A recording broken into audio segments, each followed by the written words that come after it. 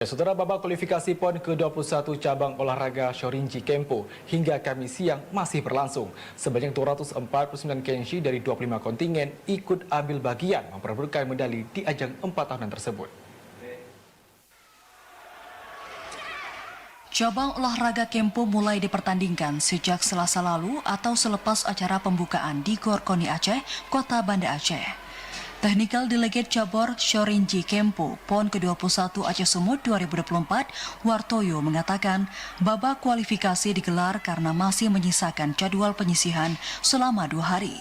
PON ke-21 wilayah Aceh menghadirkan 249 kenshi dari 25 provinsi. Adapun kelas yang dipertandingkan sebanyak 22 nomor terdiri dari randori atau perkelahian bebas terbatas dan embu atau kerapihan teknik baik berpasangan maupun beragu. Pada PON kali ini, Kempo menggunakan sistem double elimination. Kualifikasi masih penyisian, Mbak. Penyisian itu dilakukan dalam 2 hari pertama. Dari kemarin sama hari ini masih penyisian. Besok kemudian sudah mulai final. Dan ini ada pertandingan embu kita taruh di kota. Kemudian yang di pelaksana bot B dan C untuk randori.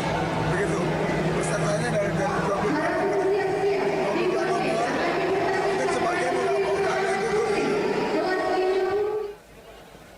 Kegiatan ini diikuti oleh 25 pengurus provinsi Kempo termasuk Aceh dan Sumut sebagai tuan rumah PON ke-21.